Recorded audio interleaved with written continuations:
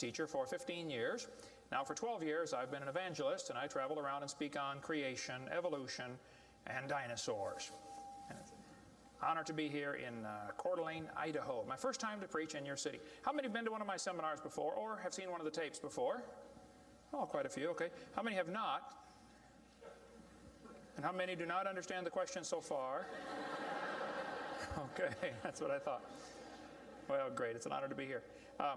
I tell folks right up front before I get started too far, because I don't want anybody sneaking up on me, I believe the Bible is the infallible, inspired, inerrant Word of the living God. I believe it from cover to cover. I even believe the cover on mine. It says Kent Hovind. I believe that. And what I try to do in my seminars, I have three distinct goals. Number one, I want to strengthen your faith in the Word of God. Number two, if you're not saved, I'm going to try to get you saved. I'm after you. I'll tell you right now, I'm after you. Okay. Number three, if you're saved and you're not doing much for the Lord, then I'm going to try to make you uncomfortable. Everybody ought to find something to do for the Lord, okay? The worst of you could serve as bad examples, if nothing else. But you can all find something to do for the Lord. All right, this is not my wife. This is just a picture of her. We live in Pensacola, Florida. I've been there 12 years. We have 3 kids, one of each. My kids are, at this time, 21, 22, 23, a year and 2 weeks apart.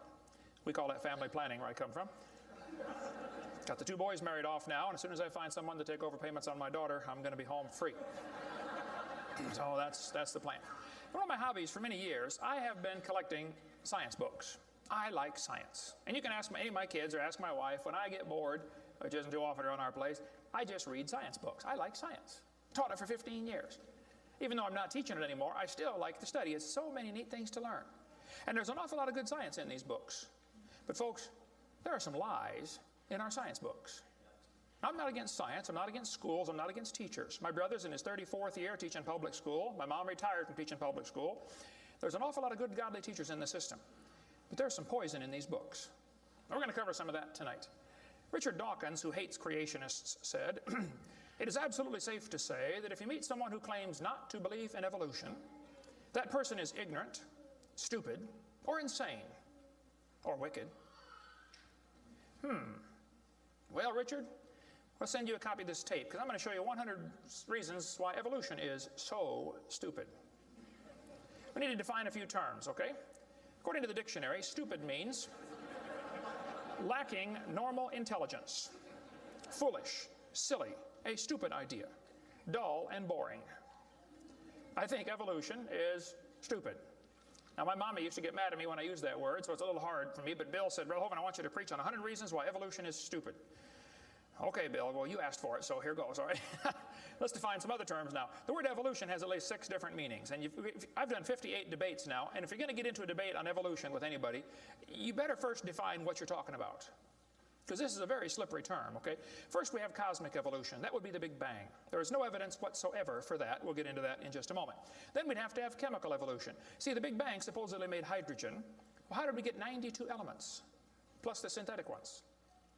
I mean, how did the chemicals evolve? They don't talk about that much, but that would have to happen. Thirdly, we'd have to have stellar and planetary evolution. Did you know the stars would have to evolve? There's an awful lot of stars out there, folks, but nobody's ever seen one form. There's enough stars out there that everybody on Earth can personally own 2 trillion of them. We've never seen one star forming. We see them blow up from time to time. It's called a nova or a supernova. We've never seen one form.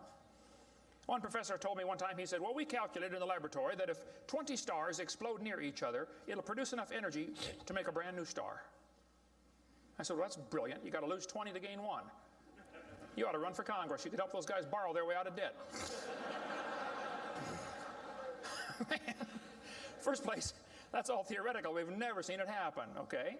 And I think it is scientifically impossible. See, then we'd have to have organic evolution. That would be the origin of life. How did life get started from non-living material? Now, according to the evolution theory, that would have to happen somewhere along the line, long ago and far away. Life had to come from non-living material. And yet, we've never seen that happen. There is no evidence that it can happen. We'll talk about that in a minute. Fifthly, we would have macroevolution. That is where an animal changes into a different kind of animal. Nobody's ever seen a dog produce a non-dog. But the evolutionist believes a dog came from a rock. if you go back far enough in time, 4.6 billion years. Finally, we have microevolution. Now, I don't like this word, okay, because it gets people confused. I think we ought to just call it a variation. But microevolution happens, folks. That is a fact of science. Animals produce a variety of offspring, but it's always the same kind. The first 5 definitions of evolution are stupid. It doesn't happen. It's certainly not part of science. It's something you have to believe in. They teach the kids it all started with a big bang 20 billion years ago. A big bang. I like to ask them some simple questions. What exploded? And where did it come from? And where did the energy come from? Et cetera, et cetera. According to the Big Bang Theory, it all started with a little tiny dot and exploded and spread out over all the universe much faster than the speed of light. Well, the Big Bang Theory, as we'll see in a minute, is stupid. I don't know of a better way to say it. I'm trying to be nice to him, but it is just stupid. The Big Bang idea started with a Belgian astronomer named George something, can't pronounce his last name. George said that this original matter was no more than a few light years in diameter. At the very least, that would be 2, or about 12 trillion miles. So they started off teaching a spot 12 trillion miles across was what exploded. Well, they revised that down. In 1965, they said, no, it was only 275 million miles across. Well, that's way down from 12 trillion. 1972, they said, no, it's only 71 million miles across. I don't know how they know this stuff, but this is what they taught, okay? 1974, they said it was only 54,000 miles across. 1983, they said it was the trillionth the diameter of a proton. Now they're saying it's nothing at all. Nothing exploded. And here we are. This is what the textbooks teach. 18 to 20 billion years ago, all the matter in the universe was concentrated into one very dense, very hot region that may have been much smaller than a period on this page. That's stupid. This one says, all of the matter and energy someday will once again be packed into a small area, no bigger than the period at the end of this sentence. Then another big bang will occur. It happens every 80 to 100 billion years. So you can forget about global warming. We're going to get squished. Now, this textbook author was brilliant. I could not believe how smart this guy was. He said, boys and girls, nothing really means nothing. You have to be at least that smart to write a book. He said, not only matter and energy would disappear, but also space and time. However, physicists theorize that from this state of nothingness, the universe began in a gigantic explosion. What? Yes, boys and girls, you see, nothing exploded, and here we are. Now, who can argue with logic like that? Man, they even put this in major science journals like Scientific American. This fellow said, the observable universe, that would be us, could have evolved, there's that word again, you got to watch that one, okay, 6 meanings, from an infinitesimal region. In the Greek, that means a dot. It's then tempting to go one step further and speculate that the entire universe evolved from literally nothing. They call that science and put it in a science book. I would call that stupid and put it in the garbage. This is what the books teach. I collect them. I've got hundreds and hundreds of these books from countries all over the world, clear back from 1890s up until the 2001 textbooks. They're teaching this kind of stuff, folks. This one says, all the matter in the universe was drawn into this little tiny dot. And it spun faster and faster. This is what they teach the kids. Some kids doing this for homework tonight, right? It spun faster and faster. One day, it exploded. Big bang. I was talking to a professor from Berkeley one time. I was sitting on the airplane next to a professor from Berkeley University. I don't know if you folks here in Idaho ever heard of Berkeley or not. But Berkeley is not a Bible college. So we got talking about the Big Bang, and he said he believed in the Big Bang Theory. I said, yes, sir, I figured that. You have to teach it at Berkeley. I said, tell me, sir, how did the universe get here? He said, well, 20 billion years ago, all the matter was squished in this little tiny dot, and it was spinning real fast, and it exploded. Big bang.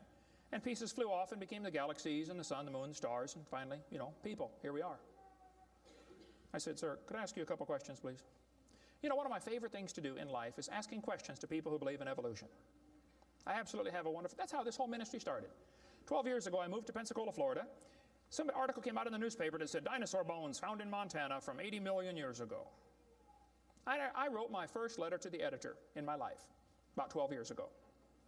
I wrote a letter to the editor. I said, yes, they found dinosaur bones, and yes, it was 40 feet long, and yes, it was found in Montana, but it was not from 80 million years ago. This one probably drowned in the flood in the days of Noah 4,400 years ago. And you would have thought I shot the sacred cow. Actually, I did. Boy, there began to be quite a battle in the newspaper, letters to the editor flying back and forth, and finally a university called me and asked me to do a debate with one of their professors. Well, I'd never had a debate in my life except with my wife, and I lost those every time. So I was not excited about debating, but I said, well, how do you do it? What do you want? And the guy said, well, you send us 30 questions, and the other guy will send in 30 questions, and we'll discuss those questions for the debate. I said, okay. So I sent him 30 questions. I thought they were perfectly legitimate, fair questions. I said, a woodpecker's tongue goes all the way around the back of his head and comes on top of his left eyebrow, left nostril here. Would you please show me any fossils that have been found, intermediate species between a normal bird and a woodpecker, with his tongue going all the way around his head? What evidence do you have of how this evolved?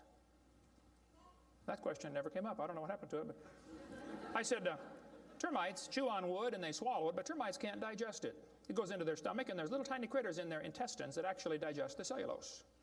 Now, those little critters can't live without the termite, and those termites can't live without those critters. Which one evolved first? I thought it was a fair question, but it never came up. I don't know what happened. I think they lost my list. But anyway, one of my favorite things to do is asking questions to people who believe in evolution. So I asked this professor if I could ask him some questions about the Big Bang. He said, sure, what would you like to know? I said, well, sir, you told me 20 billion years ago all the matter in the universe was squished in this little tiny dot, and it was spinning faster and faster and exploded. I said, where did all this matter come from? He said, well, we don't know that for sure. I said, okay, now, sir, hold it. If I told you that I believe about 6,000 years ago God created the heaven and the earth like the Bible teaches, you're going to say, and where did God come from? And I don't know. But you said 20 billion years ago there was a Big Bang, and you don't know where the dirt came from. So basically, I believe in the beginning God, and you believe in the beginning dirt. Don't tell me my theory is religious and yours is science. Oh, no, sir, they're both religious. The news media tries to make it look like it is religion versus science. I did a debate in El Paso, Texas here recently, and the news media wrote an article. They said, religious and scientific leaders debate evolution. What is the unspoken message in that title? What are they trying to imply? Can you catch that? They're trying to imply that evolution is part of science, aren't they? No, evolution is a religion. Actually, both creation and evolution are inherently religious. These two timelines is the same information right here. I'll be referring to that throughout the seminar here. I cover this thing all the time. The Bible teaches about 6,000 years ago, God made everything. 4,400 years ago, there was a big flood that destroyed everything. 2,000 years ago, Jesus came. Here we are today, waiting for the Lord to come back in about 5 minutes. This is the Bible view of history. On this chart, 1 inch is 150 years. That's a long time. The 20 billion year chart on the bottom is a very different scale. But see, both views, creation and evolution, are inherently religious. You have to believe in creation or believe in evolution. The difference between the two, though, is very simple. The evolution religion is tax supported. That's the difference. By the way, if I was to make that bottom chart the same scale as the top chart, the bottom chart actually needs to be 2,100 miles long. That's from Pensacola to Portland, Oregon. I don't want to carry a chart that big, so I made a new scale for the other one, okay? If they want to believe it happened long ago and far away, they're welcome to believe that, but that's not science. Evolution is a religious worldview, and I think it is stupid. So I asked the professor, where did the matter come from? He said, I don't know. I said, well, sir, would you please tell me where the laws came from? The universe is run by laws, gravity, centrifugal force, inertia. Who gave the laws? He said, we don't know that either. I said, sir, could you tell me where the energy came from? You know, it takes energy to make a big bang. Who bought the gas to run this machine anyway? He said, we don't know that either. I said, sir, could I ask you another question? He said, sure. What else would you like to know? What else? What do you mean else? You haven't told me nothing yet. I said, does Berkeley have a merry-go-round? How many of you know what a merry-go-round is? You go round, round, round till you puke, okay? He said, no, we don't have a merry-go-round at Berkeley. I said, you ought to get one. You could learn some good science on a merry-go-round. If you put some fourth graders on a merry-go-round, are there any fourth graders in here tonight? Who's in fourth grade? All right, I like fourth graders. I spent the best 5 years of my life in the fourth grade. That's before they diagnosed ADD. Put some fourth graders on the merry-go-round. I like using fourth graders because they're tough and they're expendable. And we're going to get the high school football team out there to get that thing spinning clockwise as fast as it will possibly go. Now, if you have a digital watch, you may not know what clockwise means. I'll explain it later. We're going to spin the merry-go-round clockwise. The kids are going to go through 4 phases. They start off in phase 1. They're screaming at the football players. Come on, let's go, faster, faster. Can't you go any faster? You get up around 30 miles an hour. The kids enter phase 2, where they stop screaming. They just quietly concentrate on trying to hang on for dear life. You get up around 60 miles an hour. The kids enter phase 3, where they start screaming again. But now they're screaming, stop, stop, please, slow down. Don't stop, though. Keep going faster and faster. When you get to about 100 miles an hour, you should enter phase 4. That's where the kids begin to fly off the merry-go-round. Now, when this happens, you will notice a very interesting phenomena of physics. If the merry-go-round is going clockwise, when the kid flies off, the kid will be spinning clockwise until he encounters resistance, like a tree or telephone pole. That's because of a law in physics known as the conservation of angular momentum. You see, if a spinning object breaks apart in a frictionless environment, the fragments will all spin the same direction. It's very simple. It's because the outside is moving faster than the inside. And so it keeps the same direction of spin. The professor said, yes, I understand about the conservation of angular momentum. I said, well, good. I'd like to ask you a question then, sir. If the whole universe began as a swirling dot, like you said, why do 2 planets spin backwards? He said, that's interesting. I said, no, that's more than interesting. It's kind of hard on your Big Bang Theory. Not only that, 6 of the moons are spinning backwards. Why? He said, I don't know. Why do you think they're going backwards? I was hoping he was going to ask that. I said, well, sir, I believe it's very simple. You see, I believe in the beginning God created the heaven and the earth, and God did it that way on purpose, just to make the Big Bang Theory look stupid.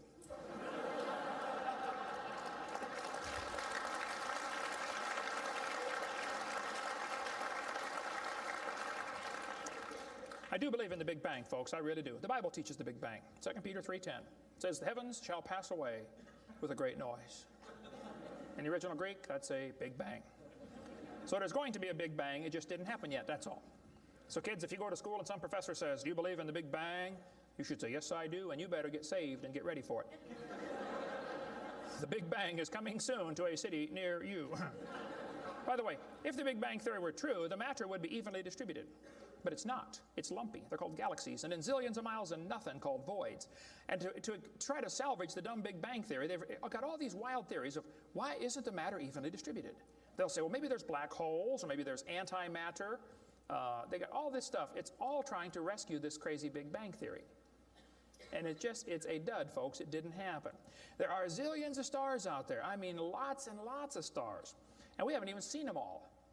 If star births, they ought to at least equal star deaths, and they don't.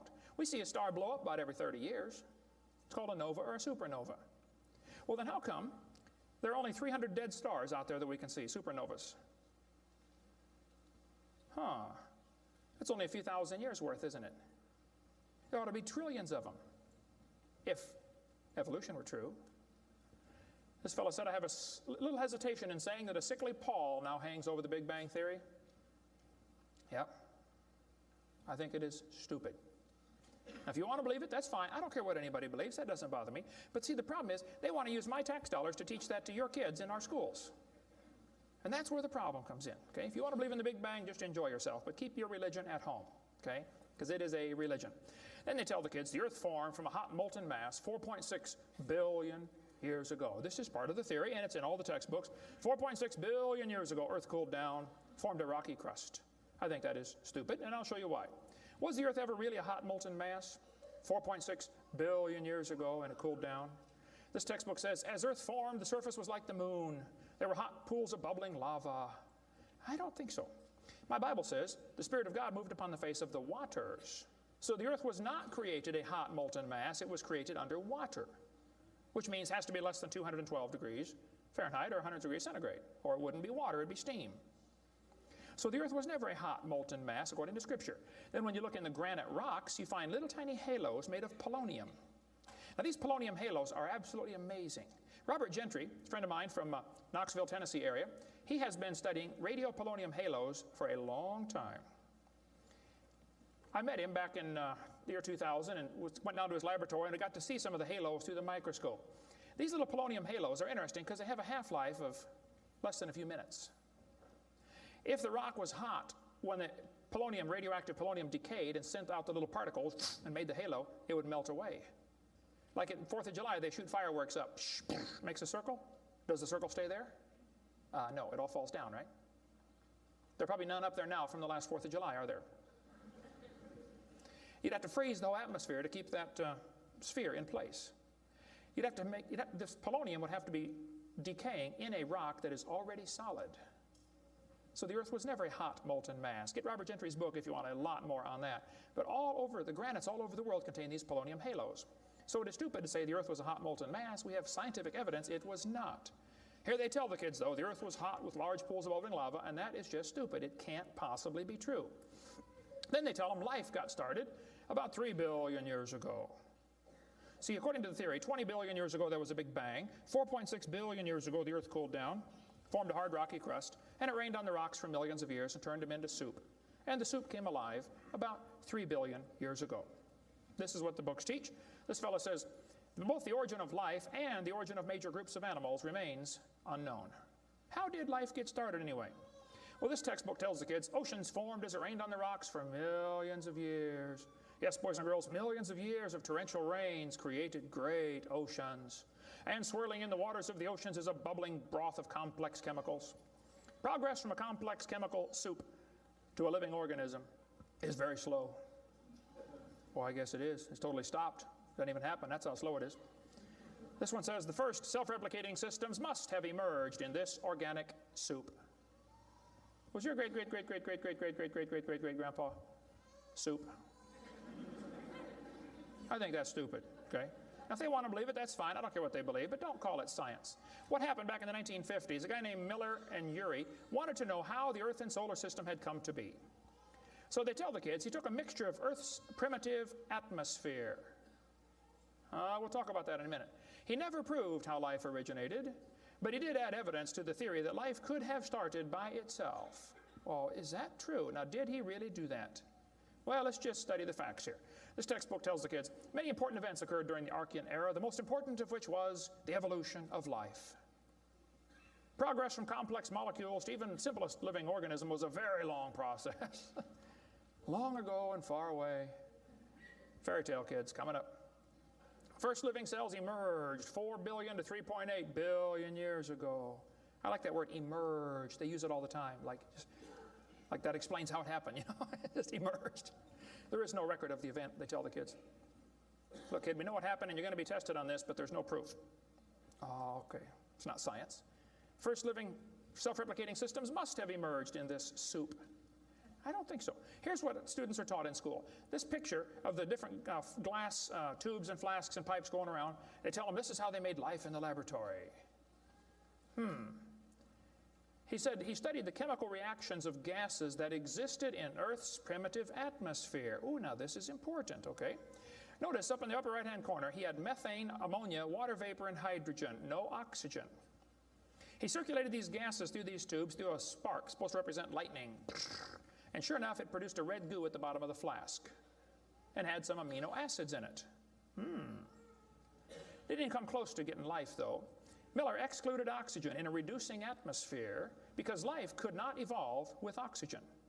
Anything that got together would oxidize. Cut a banana open, lay it on the table, it'll turn brown, it'll oxidize, okay? So will an apple, so will anything alive. It'll oxidize. So that's why he didn't have any oxygen in the experiment. One of his gases was ammonia. Well, this creates a real serious problem because ammonia is destroyed by UV light.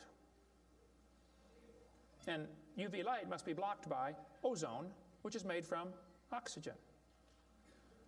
I got a problem here.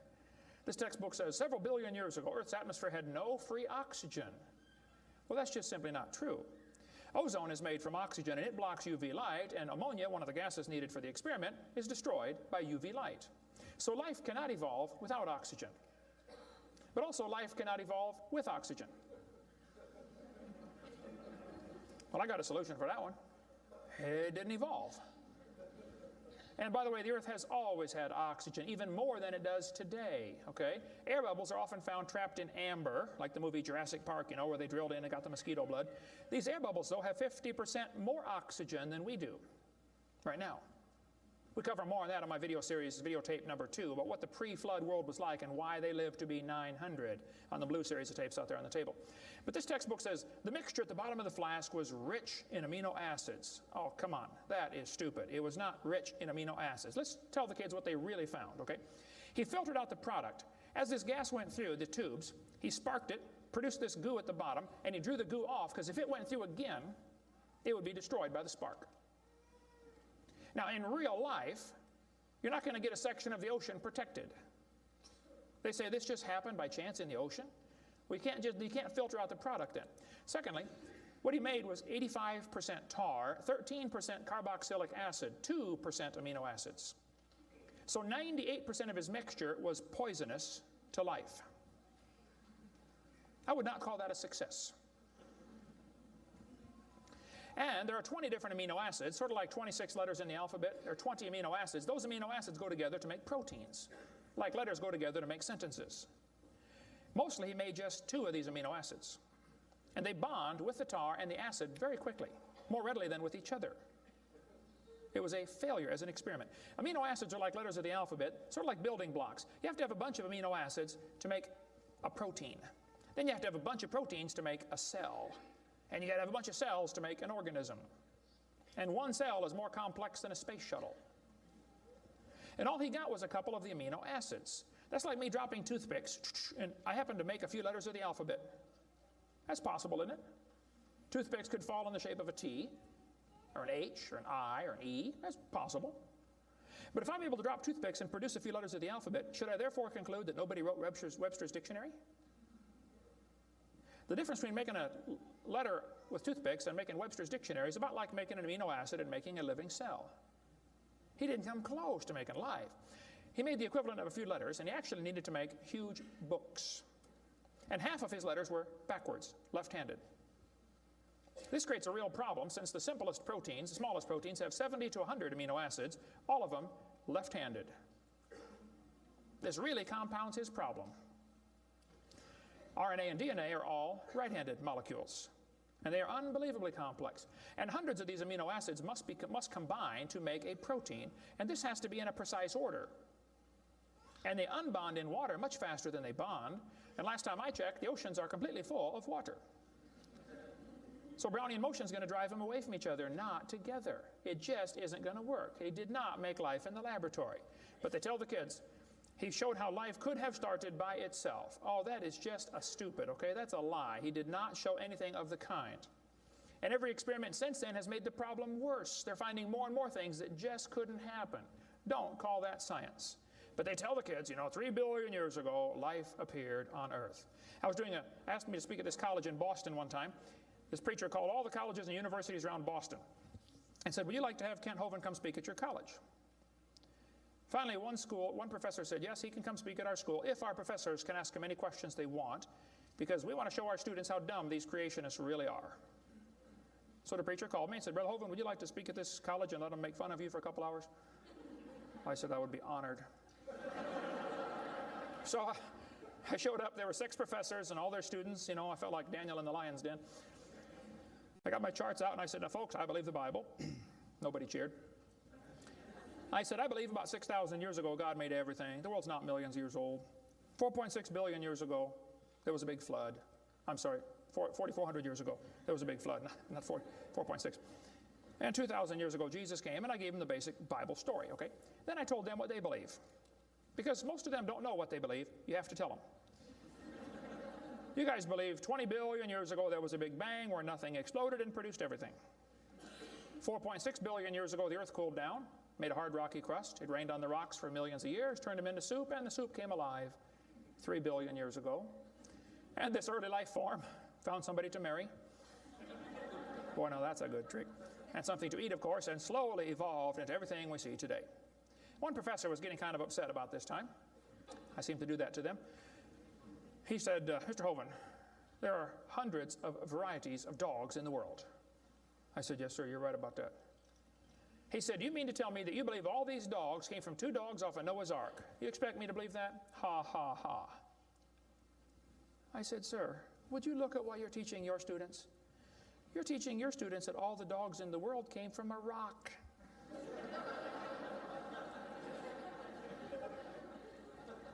I had one lady, woman, come to me after a debate one time. She was steaming down the aisle. Boy, she was mad. Oh, I could tell I'm in trouble now. I stood there quivering in my boots, you know. She walked up and she said, tonight you said we believe we come from a rock. We do not believe that. I said, well, ma'am, calm down just for a minute. I said, do you believe in evolution? She said, yes, I do. I'm a professor here at the university. I said, well, would you please tell me then where we came from? She said, we came from a macromolecule. I said, where did that come from? She said, from the oceans, from the prebiotic soup. I said, where did that come from? She said, well, it rained on the rocks for millions of years. And you could see it was slowly dawning on her. I do believe I come from a rock, don't I? Yes, ma'am, you do. You ought to be proud of it. Hey, don't step on Grandpa, whatever you do. Look, that's stupid, okay? There's no kind way to say it. There's a great book dealing with some of the flaws in the Miller experiment. If you want more on that for your kids to study out there on the table, get the book Icons of Evolution. Then they tell the kids that these plants and animals, not only did life evolve from non-living material, then this life had to learn to reproduce itself. Why would any organism want to reproduce more of its own kind when that's only going to increase competition for the food supply? Why didn't they instead evolve the ability to live forever and be happy? Huh? You ever think about that? I was in a debate one time, and we had a question and answer time at the end. The student stood up and he said to the evolutionist, he said, sir, how did male and female evolve? The professor got up and he said, well, that is a giant mother may I step in the evolution story. A mother may I step? This is science. Wow. Well. So according to them, you know, for the next few billion years or hundreds of millions of years, you know, life learned to produce something other than its own kind. Of course, today everything only produces its own kind, but they say long ago and far away, they were able to do something different. Textbooks will say we started like a bacteria and slowly evolved to a human. I think that's stupid, but if you want to believe that, that's perfectly fine. Those trees of life that they put in the textbooks for your kids are a bunch of nonsense. And even evolutionists will admit that. Stephen Jay Gould, a Marxist professor at Harvard University, he says that evolutionary trees that adorn our textbooks are not the evidence of fossils. It's only inference. We infer, we imply, we hope it happened this way. This textbook says, all the many forms of life on Earth today are descended from a common ancestor. What? You mean the birds and the bananas have a common ancestor? Isn't that what he says? Found in a population of primitive unicellular organisms. Well, in the first place, there's no such thing as a primitive unicellular organism, okay? One single cell is more complex than a space shuttle. There's no such thing as a primitive single-celled organism. We talk about that on video number 4 of our series. But he says, all the forms of life are descended from a common ancestor found in a population of primitive unicellular organisms. What were those first cells like? How do we know? What events led up to their formation? No traces of those events remain. Did you catch that? Hey kid, we know what happened, but there's no proof. Primitive, huh? This one says, the humans, mammals, birds, crocodiles, all had a common ancestor. Well, anything inside that circle is religious speculation. It is stupid. Reptiles produce reptiles, dogs produce dogs, people produce people, and there's never been an exception to that. Darwin said, though, if my theory be true, here's his book right here. You can look on page 211. He said, if my theory be true, numberless intermediate varieties must assuredly have existed. Boy, you're right about that, Charlie. I mean, to change from a rock to a dog would take a few changes. David Robb, who believes in evolution very strongly, says, in the years after Darwin, his advocates hoped to find predictable progressions. In general, these have not been found, yet the optimism has died hard, and some pure fantasy has crept into textbooks. Oh, you're kidding. Fantasy in our textbooks? Oh, yep. They tell the kids they have evidence of evolution from fossils. I don't think so. That is stupid, okay? If you find a fossil in the dirt, all you know is it died. You don't know that it had any kids, do you? And you sure don't know that it had different kids. I mean, think about it. You're in a court of law. You bring in a bone to the judge. Judge, I found this bone in the dirt. This is the ancestor of all the humans today. They would laugh at you. You don't know that that's the ancestor of anybody, do you? And why on earth would you think a bone in the dirt can do something animals today cannot do? Animals today can only produce the same kind, right? Dogs produce dogs, folks. Luther Sunderland asked all the major evolutionists, he said, where is the evidence for evolution? They all said, well, somebody else has it. We don't have it over here. So he wrote a letter to Colin Patterson. He's the director of the British Museum of Natural History. They've got the largest fossil collection in the world. He said, Mr. Patterson, I read your book on evolution. I noticed you didn't show us the missing links. Why didn't you show us the missing links? Patterson wrote back and said, I fully agree with your comments on the lack of evolutionary transitions in my book. If I knew of any, fossil or living, I would certainly have included them. I will lay it on the line, there is not one such fossil. There are no missing links, folks. The whole chain is missing. Even Stephen Gould admitted the absence of fossil evidence for intermediary stages is a persistent and nagging problem for evolution. We got the theory, we know it's true, now we just need the evidence. That's the way they think about it. Goldschmidt said, maybe the first bird hatched from a reptile egg.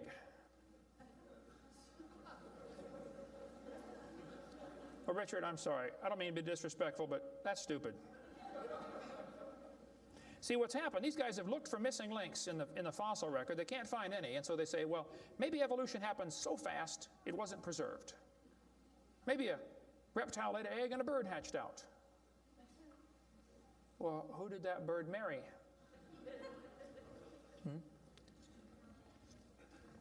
There's only about a zillion differences between a reptile and a bird. We'll get into that later sometime if we get time. But if they want to believe that, that's perfectly fine. Here's what happened. Charlie Darwin graduated from Bible college to be a preacher in the Anglican church in 1830. He couldn't get a job, so his dad pulled a few strings and got him a job on board HMS Beagle. He's going to sail around the world and collect bugs. And while he's sailing around, he stopped off at these islands right there called the Galapagos Islands. There on those islands, Charlie noticed there were 14 different varieties of finches. Charlie studied the birds very carefully and said, you know what, I think all these birds had a common ancestor. I bet you're right, Charlie. It was a bird. And then Charlie said in his book on page 170, he said, it is a truly wonderful fact that all animals and all plants throughout all time and space should be related to each other. Now, hold on a minute. You see 14 kinds of birds, and you conclude that birds and bananas are related. That's stupid. You should conclude that those 14 kinds of birds had a common ancestor, but that's as far as it ever goes, folks, okay? I don't know of a kind way to say it, Charlie, but that's stupid. Okay, we don't ever see a bird produce a non-bird. See, dogs produce dogs, and you might get quite a variety of dogs. Roses produce roses. That is called microevolution. Now, that is a fact, folks. It happens. It is observable. It is scientific. I don't think we ought to use that word, microevolution. We should just call it a variation. But they use it, so, just so I qualify that, it's a lousy term. It gives what's called a free rider effect to the rest of the 5 religious ideas of evolution. You might get a big dog or a little dog, but you're always going to get a dog when you crossbreed your dogs. And I would go so far as to say probably the dog, the wolf, and the coyote had a common ancestor. This Irish textbook shows different dogs, and it calls it divergent evolution. Oh, come on, giving it a fancy name doesn't change a thing. It is still a dog. And a 3-year-old can tell you. Anybody in here 5 years old? Who's 5 years old? 5 years old. What's your name? Misty. Here we have a dog, a wolf, a coyote, and a banana. Which one is not like the others? Dog, wolf, coyote, and banana. Banana. All right, let's give Misty a hand. Very good. The other ones. Some of these college professors can't tell. Look, there's a variety of dogs, folks, and they probably had a common ancestor. It was a dog, okay? It's just a dog. See, variations happen within the dog kind. You get a big dog or a little dog, but there are limits to these variations. Haven't the farmers been trying to breed for bigger pigs for a long time? They try to get the biggest pig they can, don't they? Do you think they'll ever get a pig as big as Texas? I bet there's a limit in there somewhere, isn't there? Roaches become resistant to pesticides after a while. Do you think they'll ever become resistant to a sledgehammer? I bet there's a limit. Yeah, okay. They still produce the same kind of plant or animal. That's not evolution. That's just a variation of the same kind, okay? And the information for that variety was already present in the gene pool. No new information is ever added. The dogs or the pigs don't learn to fly or become pink. Okay, there's no new information added, just scrambled information. And the gene pool of the new variety is now more limited than before. Somebody spent years crossbreeding dogs to develop a Chihuahua. All that work to make a dog that is 100% useless.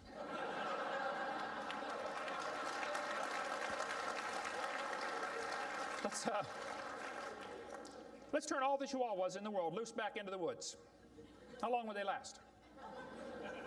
They'd run up to the wolf. Yep, yep, yep, yep, yep. Crunch. Go ahead, make my day. A useless dog. Genetic information was lost when you got your variation. It wasn't added. You might have selected a certain slice of the gene pool with small dog, quick characteristics, but you didn't add anything. You selected something from the population. I come from Illinois, corn country. There are so many kinds of corn up there, they have to number them. You'll be driving down the highway, you'll see BX65, don't mix it up with XL29, something will blow up. But I'll tell you what, folks, you can crossbreed your corn from now till the cows come home, and you always get corn. You will never get a hamster or a tomato or a whale to grow on that corn stalk, okay? It won't happen. There's a variety of cows, and they probably had a common ancestor. It was a cow. Variety of horses, no question. Probably the zebra and the horse had a common ancestor. But the kids are going to be taught in school tomorrow in your town that the horse used to have 4 toes. Well, there's some things they don't tell the kids about this Eohippus to Equus series, which has been proven wrong 50 years ago, but still is in your textbooks right here in this town. They don't tell them the original so-called horse is the size of a fox. It was a meat eater and had 18 pairs of ribs. The next one had 15 pairs of ribs. A couple of trips through the buzzsaw did that. And then it miraculously grew back 19 pairs of ribs as it evolved, and then back to 18.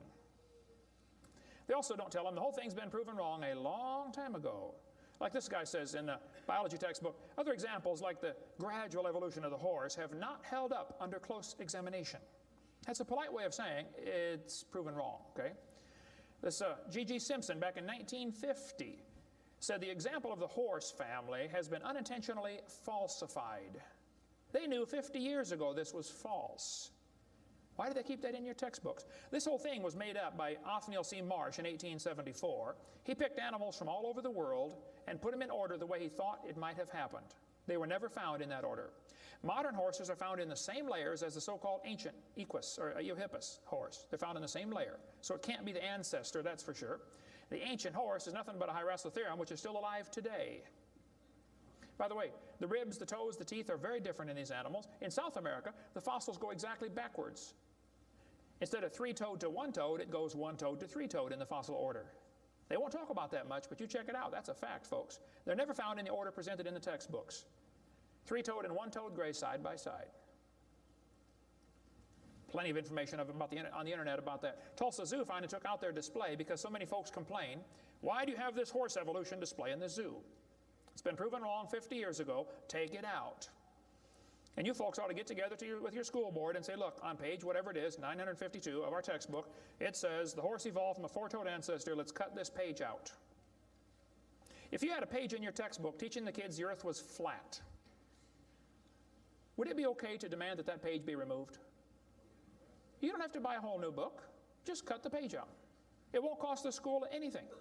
How many of you would volunteer to help cut the pages out and bring your own scissors? See? Won't cost them a dime. And you send me your book and I'll show you which pages need to be taken out. I've read hundreds of them. I can find them like that. Free of charge. I'll donate my time. Peabody Museum still has the horse evolution on display. As I stood there, I've been there many times. It makes my blood boil every time I walk in that place. I'm standing there looking at this lie proven wrong 50 years ago while hundreds of kids come through in school groups. The kids are never told, well, this has been proven wrong, boys and girls. They asked the folks at the Tulsa Zoo before they took the display down, they said, why don't you take this display down? The zoo director said, we don't have the funding to remove it. I've got all the letters back and forth on that. Man, folks, there's quite a variety of horses today, okay? There's big horses and little horses. I was in Baton Rouge, Louisiana a few months ago, got to see where they raised the 30-inch tall horses. I mean, my dog's bigger than that. What do you do with a 30-inch horse? Look at it, I guess is about it. And they sell them for $10,000. Sucker born every minute, I guess. But one lady wrote me a letter and said, Mr. Hovind, We crossbreed zebras, ponies, horses, and mules, not mules, the jackass, and we raise zonkies, zorses, zeonies. They cross every which way. Well, that's probably because they're the original same kind. No problem there. You want to see all the fatal flaws in the horse evolution story, get the book out there, Icons of Evolution. So then they're going to tell the kids, well, we have evidence for this theory. We think that one animal changed to another, and we can show evidence because many animals have similar forelimb structure. This is called the argument from homology. Well, what do they tell the kids? They'll say, boys and girls, you have two bones in your wrist, radius and ulna. And boys and girls, look at the whale's flipper carefully. Did you know the whale has two bones in his flipper, and they're called the radius and the ulna? Same as ours. Wow, who named them, teacher? The whale? Think about it. But this is one of the evidences for evolution. They're going to say, boys and girls, comparative anatomy provides further evidence of evolution. The commonalities suggest that these and other vertebrate animals are all related. They probably evolved from a common ancestor. Well, duh. That's stupid, okay? Maybe they all had the same designer. Doesn't prove a common ancestor. By the way, the bones develop from different genes in these different organisms. They are not homologous organisms like they want you to believe. Similar design might prove the same engineer made the design. A lot of bridges in the world are kind of similar to each other. You can go compare, different suspension bridges around the world, Golden Gate Bridge and other bridges, and there's a lot of similarities. That doesn't prove one is the father of the other, or that a tornado put them up. No, it's a design that works good, okay? I discovered that the Pontiac lug nuts from a Pontiac will fit on a Chevy. They will. That proves they both evolved from a Honda 14 million years ago. No, the same engineers are designing these cars. Then they tell the kids about the geologic column. How many have ever heard that the different layers of the earth are different ages? They show the kids Grand Canyon. Yes, boys and girls, this one says, over millions of years, the Colorado River has carved the Grand Canyon from solid rock. I'm sorry, but that is stupid, okay? I'll explain why. Kids, you need to learn this. This is a very simple thing to learn, and you'll go through life much further than many of these professors go. Make yourself 3 columns. Facts are in the middle. It's a fact Grand Canyon exists. The evolutionist has an interpretation of that fact, and the creationist has an interpretation of the fact. Now, it's not part of the fact, it's an interpretation of the fact. The evolutionist says the canyon formed slowly by a little bit of water and lots of time.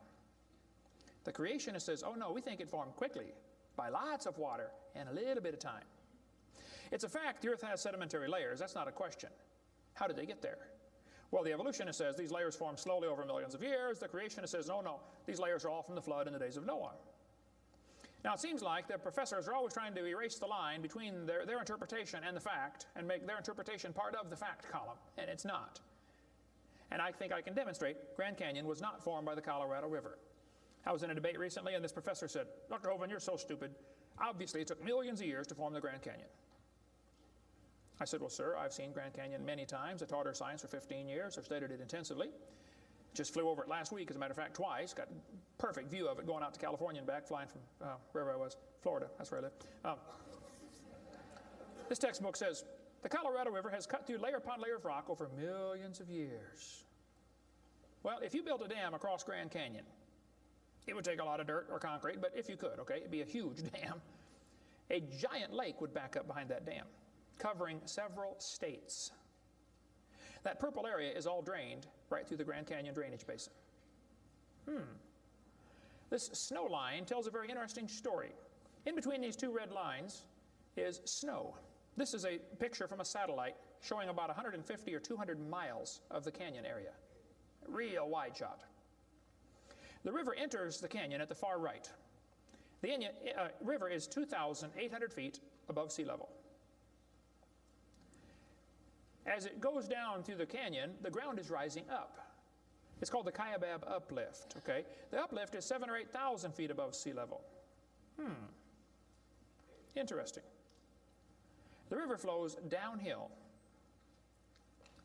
All rivers flow downhill. So as the river enters the canyon and flows downhill from there, when it gets to the 1,800-foot elevation mark, the top of the canyon is 7,000 or 8,000 feet above sea level, so it's over a 1-mile drop. Very impressive, hole in the ground. But some points to ponder. I said to the professor, I said, sir, did you know the top is higher than the bottom? He said, yeah. I said, did you know the river only runs through the bottom? He said, yeah. I said, sir, the top is higher than where the river enters the canyon by 4,000 feet. Rivers don't flow uphill. There's no delta. Where's all the mud that washed out? There's no way that river made that canyon. Grand Canyon is a breached dam, a spillway that washed out. There was a lake probably for some length of time after the flood and got too full and all that water went roaring through there. Probably carved that canyon out in a couple of weeks. Not millions of years. Absolutely impossible for that river to have made that canyon. We cover lots more on that on videotape number 6 of our series. But they tell the kids, the Colorado River made this canyon slowly over millions of years. I'm sorry, that is stupid. That can't possibly be true. They need to learn the facts. Charlie Lyell, back in 1830, he was a lawyer from Scotland. Somebody calculated one time that if all the lawyers in the world were laid end to end around the equator, we would all be better off. Charlie Lyell hated the Bible. In 1830, he wrote this book right here. Oh, I got it down on the table. I picked up the wrong one. Principles of Geology. Here it is on this table. Charlie Lyell wrote this book, 1830. In this book, he mocked at scriptures. He hated the Bible. You can see it mocking all through they're here. In here, he and other fellows back in that time, Cuvier, Stratus Smith, and some of these guys, they invented the geologic column. How many have ever heard of the geologic column before? They say each of the layers is a different age, you know, Cenozoic, Mesozoic, Paleozoic, Archeozoic, all them Zoic boys. And they gave each layer of rock a name, like maybe you saw the movie Jurassic Park, and an age, and an index fossil. This was done in 1830, way before there ever was a carbon dating or potassium argon dating or lead-208, lead-206, uranium-235, uranium-238. Didn't exist, folks. The dating text didn't exist. They just made up these numbers out of the clear blue sky. The geologic column is the Bible for the evolutionist. It can only be found one place in the world, the textbooks. There is no geologic column, and they know it. This fellow says, if there were a column of sediments, unfortunately, no such column exists. The geologic column is a hoax.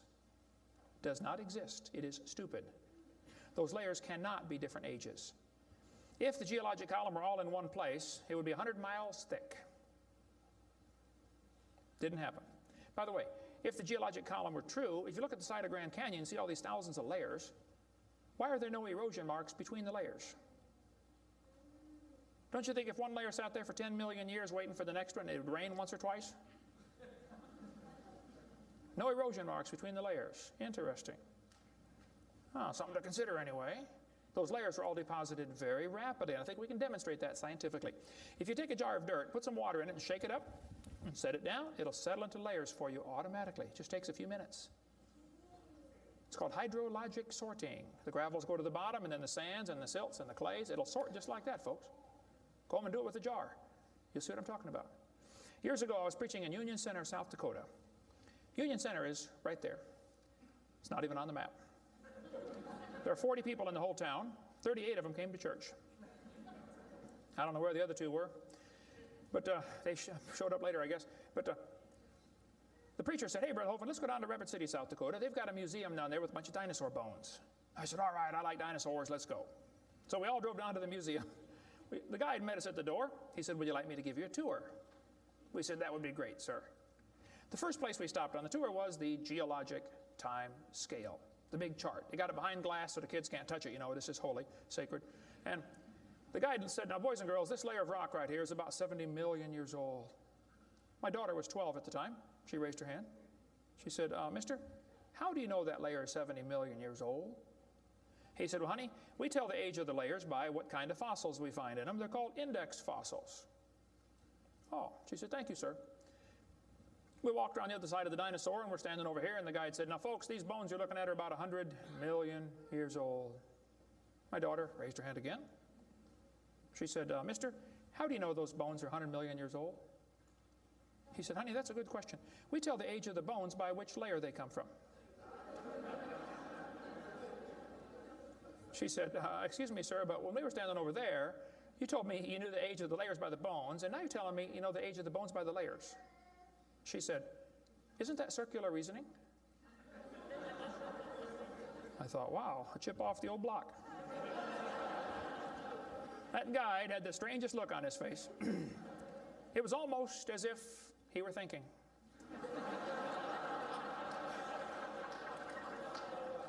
He looked at my daughter. He looked at me. I wasn't about to help him. I thought, wow, this is going to be good. I got to hear this. He looked back at my daughter. He said, you know, you're right. That is circular reasoning. I never thought of that before. Folks, geologic column is a joke. It doesn't exist. It's all based on circular reasoning. We can demonstrate that clearly. Get our video number 4 if you want more information on how it's all based on circular reasoning. I'll just give you a couple of quotes here. This guy says, the rocks do date the fossils, but the fossils date the rocks more accurately.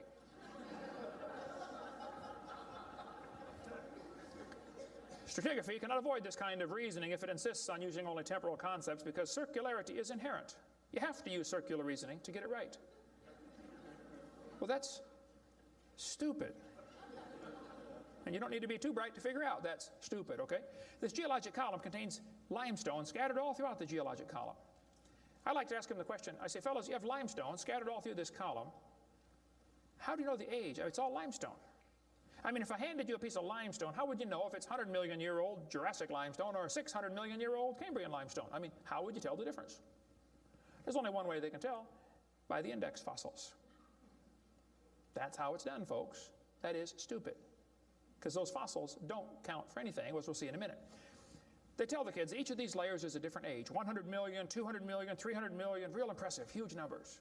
Now, Charlie Darwin did not like round numbers. He wanted to be more precise. He said the Wealdian deposits are 306,662,400 years old. Now, okay, Charlie, I think that's stupid. Those layers are not different ages, folks. All over the world we find petrified trees standing up, running through multiple rock layers. Now, if you get a petrified tree standing up, running through different rock layers, I don't think it's smart to say those layers are vastly different ages. Petrified trees in the vertical position, they find them all over the world, okay? Here's one from Alabama, come out of a seam of coal, through 20 feet of rock, into another seam of coal.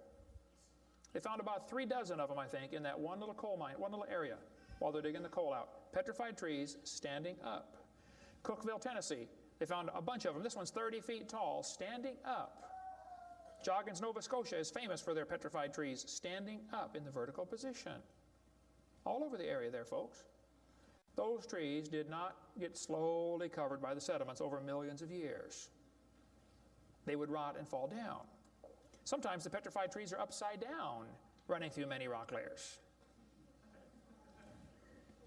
Scientists estimate at the bottom of Spirit Lake in Mount St. Helens there are now 20,000 trees that were blown out by the volcano. Thousands of them are standing up in the bottom of the lake, already buried 15 feet deep in mud. None of them grew there. Those trees are going to petrify. It only takes a few years to petrify a piece of wood. In the laboratory, it can be done in 24 hours. We cover lots more on how fast things can petrify in videotape number 6 of our series. But they dug up a guy, they buried this doctor in Tennessee. 14 years later, his wife died. When they went to dig the grave, water soaked into her grave. And they said, oh, we can't bury Grandma there. So they dug a hole on the other side. Water soaked in. So they dug a hole and buried Grandma somewhere else. And then the kids got worried about Grandpa, so they went and dug up his grave. The arms had rotted off, but the rest of the body had petrified in 14 years, turned to stone from water running through the coffin. I got tons of material on how fast things can petrify. Those layers are not different ages. They all formed in one big flood in the days of Noah. To tell the kids the layers are different ages is stupid. That just simply is not true. So what about carbon dating and potassium argon dating and rubidium strontium dating and lead-208, lead-206, uranium-235, uranium-238? Well, we'll cover that after a quick break here. Show you some ways that this is just stupid, okay? That's not a way to tell the age of anything. We're going to give you some more evidence that evolution is stupid. Now, if you want to believe in it, that's perfectly fine. I don't care what you believe in. But the devil is laughing at you for believing in that. He has you fooled, and he's laughing at you. Okay? If you want to believe you came from a rock, well, you just enjoy yourself. But that's not science. God made this world. God loves you. God has a plan for your life. And if you don't want it, well, that's your business. But God loves you, and He wants you to come to heaven. And if you'd like to find out how to go to heaven, come see me. I'll be glad to show you. I'm going. It's not because I'm good. If I get what I deserve, I'm in serious trouble. But I've been forgiven by the blood of Jesus Christ. You can have the same thing. After the break, we'll show you some more things that make evolution stupid. Coming up next. Thank you.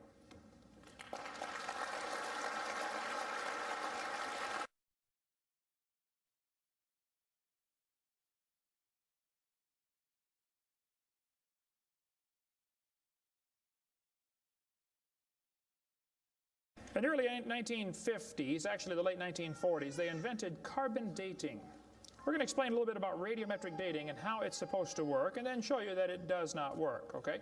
The Earth's atmosphere is about 100 miles thick, and we're also protected by a magnetic field. Radiation from the sun and from the stars, mostly from the sun, goes right through that magnetic field, some of it does, and hits the atmosphere and produces carbon-14. Carbon-14 is radioactive. Normally, carbon is atomic number 6, which gives it atomic weight of 12. But this nitrogen, which is right next door to carbon, gets struck by radiation and it turns it into carbon-14. Now, carbon-14 is unstable. It is radioactive. It's always breaking apart. And you can hear it like with a Geiger counter, you know, click, click, click, click, just like uranium, because it's decaying. They've discovered it decays at a fairly consistent rate. About half of it will decay every 5,730 years. Which means if I gave you a pile of carbon-14, 5,730 years later, half of it would turn back to nitrogen. The rest would still be carbon-14. Theoretically, it's a random event, but that's probably how long it would take. During photosynthesis, plants are breathing in carbon dioxide, and this radioactive carbon is mixed in with the regular carbon. The plant doesn't seem to know or care if it's getting radioactive carbon or regular carbon. It just takes it right in. Animals eat the plants and make it part of their body. Probably during your lifetime, you have either eaten plants or you've eaten animals that have eaten plants. How many have done that before? Okay. So you probably have radioactive carbon-14 in you. Now, theoretically, what you have in you should match whatever's in the atmosphere, about the same percentage. Because the plants are always breathing this stuff in, and the animals are always eating the plants, and we're always eating the plants and the animals, so it should pretty much stay in balance. It is assumed the ratio of radioactive carbon-14 to normal C12 in the atmosphere would be the same found in living plants and animals. That is an assumption, but it's a reasonable assumption. The atmosphere today is 0.0000765%. Not much. That's how much carbon-14 it has in it. When the plant or animal dies, it stops eating or breathing. How many knew that already? Okay. So whatever it had in it begins to decay. Since half of it will leave in 5,730 years, all you got to do is check to see how much C14 is in it, how much C14 is in the atmosphere, and if it's only got half as much, it's been dead for 5,730 years. Sounds great, but doesn't work. In theory, it never goes to zero, but it goes from a half to a fourth to an eighth to a 16th to a 32nd to not much, okay? After 4 or 5 half-lives, you can't measure it. So if anybody ever tells you, we know the Earth is millions of years old because of carbon dating, you can rest assured they don't have a clue what they're talking about. Because if it worked, it would only work for 30 or 40 or 50,000 years maximum. They compare the amount of C14 in the object being dated with the amount currently in the atmosphere and estimate how long the object has been dead. It sounds good, but there are some assumptions that mess everything up, okay? Assumption number 1, has the amount of C14 in the atmosphere always been the same? Has it reached equilibrium? This is an interesting problem. If I told you to fill a barrel with water, but I drilled holes on the other side of the barrel, while you're filling it, it's leaking out. At some point, it's going to be leaking at the same speed you're filling, and that point is called equilibrium. You will never fill the barrel past that point unless you plug the holes or fill faster. See, it's filling and leaking at the same time, sort of like your checkbook. You know, you put it in and it leaks out, okay? Hopefully you want to at least be at equilibrium, okay? If less than that, you're going to be in trouble eventually. See, if your outgo exceeds your income, your upkeep will be your downfall every time. Well, they say if you took a brand new planet Earth and stuck it out in the solar system, the sun would start producing carbon-14. It would start decaying also right away. And it would take about 30,000 years to reach this equilibrium point. Well, Willard Libby and others who invented carbon-14, University of Chicago in 1947 to 53, he got a Nobel Prize for it in there somewhere. He said, well, it would take 30,000 years to reach equilibrium. He said, well, we know the Earth is millions of years old. Mistake number one. So we can ignore the equilibrium problem. Mistake number two. The Earth's atmosphere has still not reached equilibrium. There's more C14 now than there was 10 years ago, which proves the Earth is less than 30,000 years old, which I could have told them just from reading my Bible. See, if an animal is still alive, be it plant or animal, okay, it should have about 16 clicks per minute on your Geiger counter per gram if it's 0 years old. Actually, 0 years dead. If it's getting only 8 clicks per minute, then it's 5,730 years old. If it's giving you 4 clicks per minute, it's gone through 2 half-lives. It's 11,000 years old. If it's 2 clicks per minute, it's 17,000 years old. This is how they date it. So if you're getting 2.5 clicks per minute, you just find the point on your graph and draw the line over and determine the age. Sounds real simple, but it doesn't work. If we had walked into a room and found a candle burning on the table, and I asked you the question, when was it lit? You say, I don't know, Mr. Hovind, it's burning when I got here. Okay, well then let's do some empirical science. Empirical science is things we can test and measure and observe and test. Not theoretical, I mean empirical. We can measure it and weigh it. Let's measure the height of the candle. Suppose the candle is 7 inches tall. Who can tell me when it was lit? Okay, nobody. Let's do some more empirical science. Let's measure the rate of burn. Suppose we determine it's burning 1 inch an hour. When was it lit?